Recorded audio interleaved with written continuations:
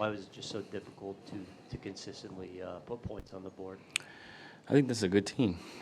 I think they've continued to grow throughout the season. Really good defensive identity, great in the half court.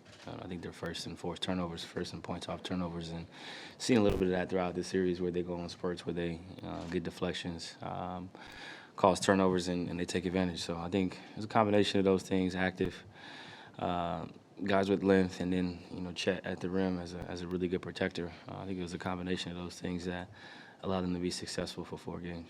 Yeah, no, man, a little more to that. How much of a deterrent is Holmgren inside? He's good. He's good, man. He's young. He's athletic. He's smart. He knows how to cat mouse in the pick and rolls. Protects the rim well. Obviously, JV, gave him some fits down there at times, but with his ability to steal contests, you always have to be aware of where he's at. He's a tremendous player, and he has a very bright future. And obviously everything is still fresh right now, but just what's your feel on this season, and just how far you guys are coming, just how it ended? Yeah, it's tough. It's tough because we had such a really good season. Obviously, ebbs and flows, a lot of injuries. Guys in and out the lineup.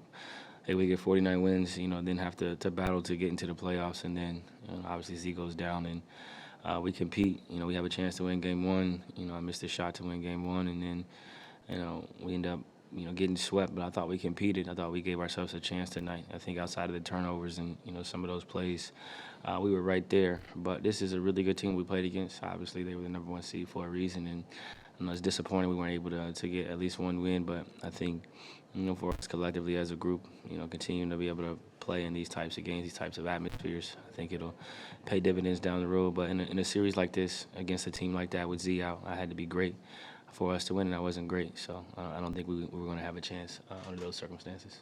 Yeah, and another tough night for VI. Obviously, there's going to be a lot of talk about him coming out of this series and just the way he performed. I guess what's your view on just what happened with him during this playoff run and just kind of the response from the team towards him after this game? Yeah, I mean, we got nothing but love for B. B's coming off an injury, thrust into the fire of, high-stake games, high-intensity games against, a world-class defender in Dort. A top 3, top 5 defensive team in the Thunder who they basically gave us fits all season, so it's nothing new. We're playing them in the postseason, but for him, the sky's the limit. He's young, he's talented, he works on his craft, he's dedicated to improving each year, and I'm sure he'll come back better, stronger, obviously healthy, and looking forward to learning from these experiences.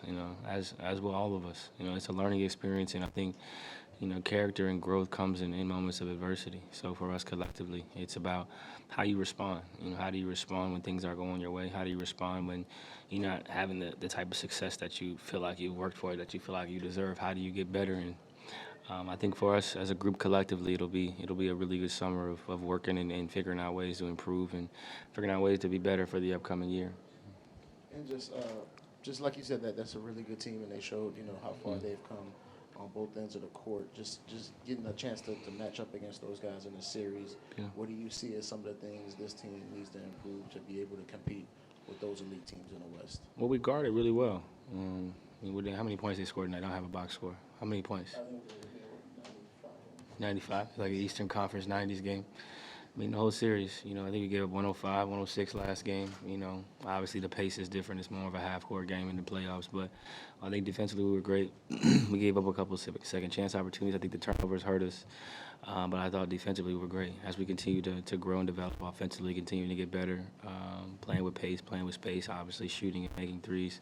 All those things will be helpful and beneficial for us. But I think all in all, we competed, and that's all you can ask for is going out there and competing and, trying to utilize the blessings that God has given you and trying to take advantage. And, for me personally, I worked as hard as I could to prepare like I always do. So I walk away with my head high and understanding that I did all I could do.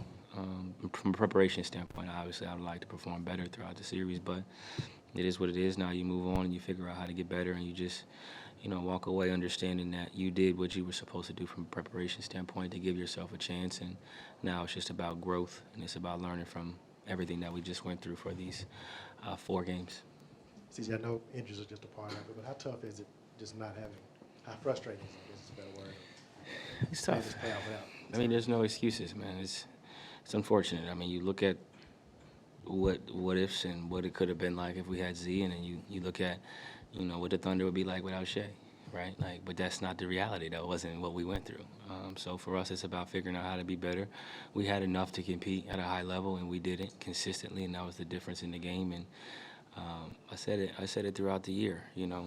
We were a good team in spurts. At times creeping towards great, but we weren't healthy enough to really get to see it. And that was a team that was basically great all season. That's why they finished with the #1 seed, and you're able to see glimpses of that throughout the series. CJ, I'm not sure if you've thought about it yet, and I'm sorry for rehashing a bad memory, but 6 years ago, you were swept by the Pelicans in the first round, but then the following year, the team went all the way to the finals. Do you see any kind of parallels, or can possibly the same thing happen with this team? Like, you have the belief and the talent level, everything is possibly here to make that kind of run, that turnaround? I mean, a lot of things got to go your way for that to happen, to be honest with you. And, that was a good team that we faced. Situation was different. We were a 3 seed. That was a 6 seed. I think everybody picked us to win. When I was in Portland, we ended up losing. I think everybody picked us to lose this series against the Thunder, if I'm being honest with you. Only probably us felt like we could win this series without Z. So I think the situation was completely different from a timeline standpoint, talent standpoint. I think we have really good pieces and really good players, but in order to make a real playoff run, a lot of things got to go your way health-wise. You got to have a good regular season. You got to be healthy throughout the regular season to win games. You got to execute. Matchups matter. Who you play against in the playoffs matters. Every team is good, but you match up better against certain teams. You match up worse against other teams. So I think there's so many variables that allow for us to have success that season and go to the conference finals. And we ended up losing our big fella that year. Nurk ended up getting hurt. And then Canner went on a really good run that year for us. But you got to have depth. You got to have luck. You got to have injury-free season, essentially. And then you got to be able to sustain a high level of play for 82. And then it goes to another level in the playoffs. And you see how the games are being refereed, the last 3 months. You got to be able to put pressure on the rim, figure out how to get free throws when they don't give you free throws. All those things have to happen for you to have success and to make that type of run. CJ, you Brandon and Zion got some real run this year, finally together. Yeah. What did you just think about, what you guys learned about each other's games? How that fit, finally getting a lot of minutes together. Yeah, I mean, I think we were having success as a team. Obviously, I got hurt early in the season, and then they were playing without me for a while. Then I came back, and then I think, B.I. ended up getting hurt the last month of the season. But I think, when we were whole, as a team, as a roster, I thought that, we had a really good product. We won a lot of games. Obviously, we went on a run down the stretch of the season with B.I. being injured and having to win some must-win games against tough teams, and we were able to figure it out. But I think success, it's hard to sustain a high level of success when you're not whole. Like, I think you look at the rest of the league, you take off, some of the top players on some of those teams. You look at the Bucks, hard to sustain a high level of success. You look at the Sixers with Embiid versus without him. You go down the list of, teams that have missed out on, potential playoff runs because of injuries, and it's unfortunate, but it's a part of the game. And I think for us, it's about, focusing on what you can control, which is preparation, which is a mindset, it's a mentality, it's a humility and a sense of understanding that we're fortunate and blessed to be able to play this game, and you want to take full advantage of it while it's here and give it all you got. And I think we have a lot of guys with that mentality, including our staff. I think a lot of people, in around the Pelicans would say Zion made some real steps from December on. How tough was it to see that happen in that context of him, not getting to make his playoff debut? Yeah, I mean, you never want to see anybody get hurt, and you never want to see anybody go down when they're doing what they're supposed to do consistently. I think that's what was the unfortunate part. He was, making real strides, consistent strides of great, healthy habits, stacking his days, and to go down, right on the peak of, having a chance to be in the playoffs is tough. But I think deep down, from a motivational standpoint, he knows what he needs to do to play at a high level consistently. He knows what his body needs. He knows what his mind needs. And, I look forward to seeing, how he continues to evolve as he gets older and, once he gets back healthy. And obviously, everybody has to go through a level of adversity to get to where you guys are. But I think it's safe to say B.I. is about to experience something that he hasn't before with, the scrutiny that comes with, a tough playoff series and kind of all of the talk that comes afterwards, especially for guys of that caliber. I guess what can you speak to about, just what it takes to kind of get through that and get past the noise that's going to come in the next 24, 48 hours and understanding, what has to come ahead for him as he tries to bounce back from this? Yeah, I mean, I think it's twofold. He's got to use the block button for sure. He's got to block people. And then it's just understanding that we hold ourselves to a higher standard than anybody else ever could, you know, in terms of how we want to play, in terms of expectations of ourselves. Like, my expectations of me, his expectations of himself is higher than anything any fan or a person could ever place on him. So from a disappointment standpoint, we're all disappointed. We all feel like we could have done more, could have done better. But we all prepared. And I think that's the sign of, you know, maturity and the sign of ability to maneuver through, you know, difficult situations is evaluating yourself. Like, what could I have done better? What could I have done differently? And I think for all of us, we would say, we got our work in before practice. We got our work in after practice.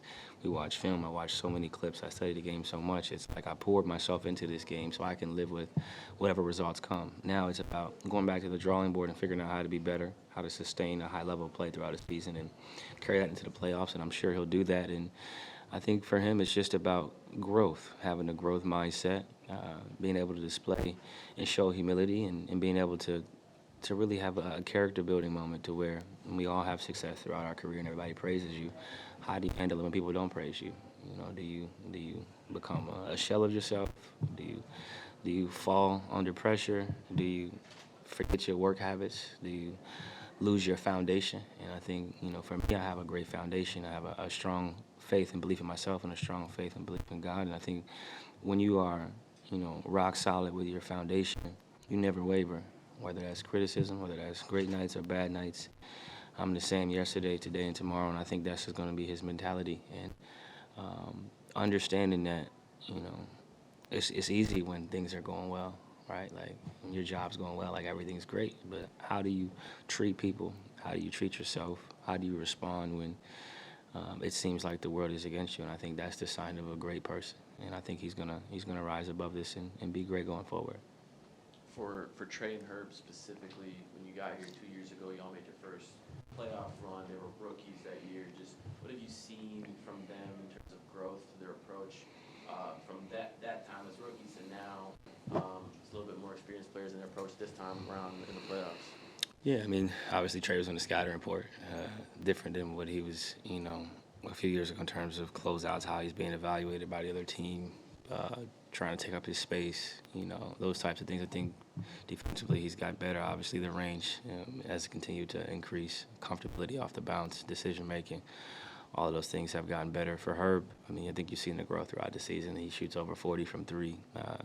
He turns some weaknesses into strengths, and I think that's the sign of, you know, someone who's sound of mind and body, understanding how you can get better and really working on it and focusing on it. You know, those guys live in the gym. They love the game, and they're going to continue to grow. They're going to continue to develop and continue to, you know, show signs of improvement in a lot of different areas. Obviously, Herb started off as a really good defender early on, which is rare. Paint finishing improved, decision-making, point-forward style.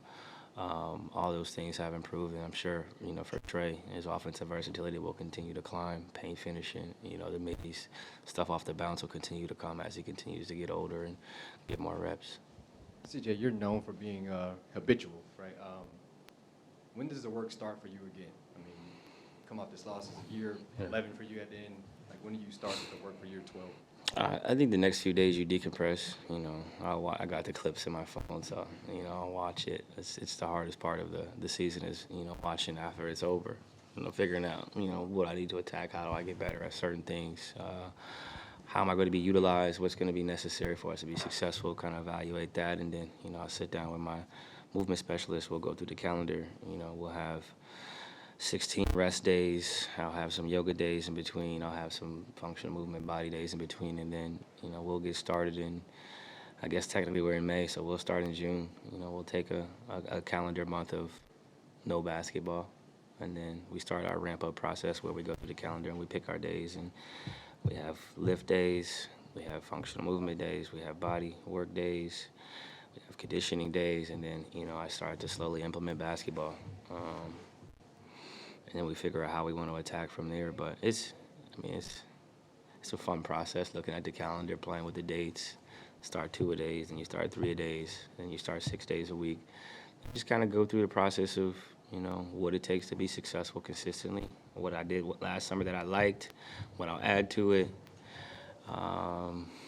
And then, you know, mixing in, you know, quality time with my family, spending time with my wife, my kids, you know, my daughter, I think it's important that you have a balance, especially in this life with what comes with, playing at a high level. And if you don't rest your mind and your body, then you crash. So it'll be a nice, couple weeks of decompressing, working on my mental health and figuring out, what's necessary to be successful, and then doing that and repeating a lot of what I did and then adding stuff, because, that's how you become one of the most consistent types of not only players but types of people.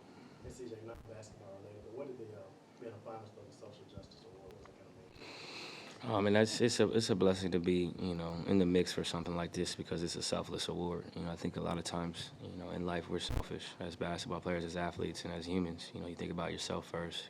Me. How do I get better? How do I make more money? How do I take care of my family?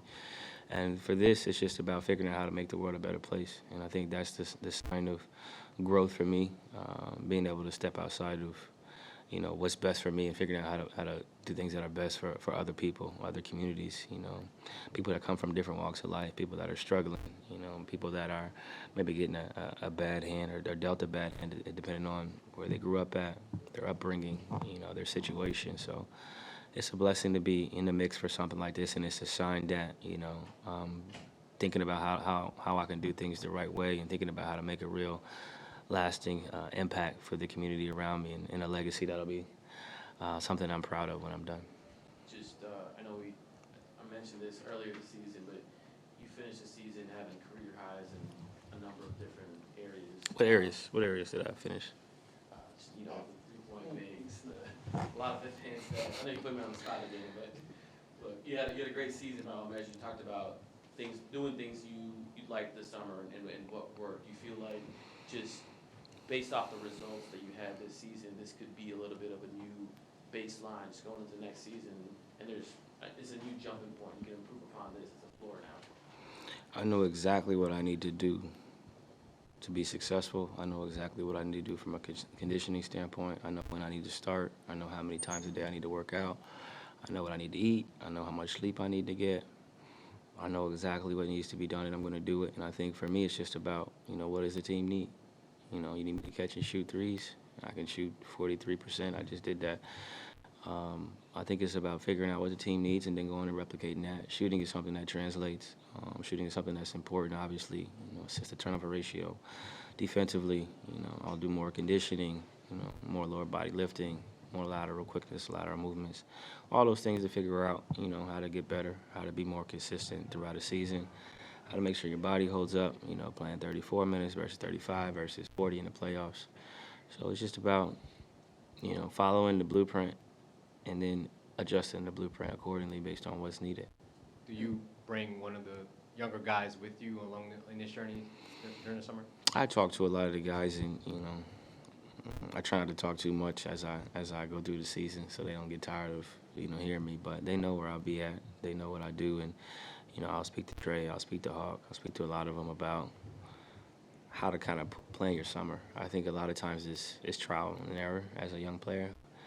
Do you start too early? Did you start too late? And I've had, 11 years of doing it, so I kind of understand. I've had rehab summers where I'm getting surgeries and kind of figuring it out, and I had summers where I had no injuries. So, I just tell them my calendar.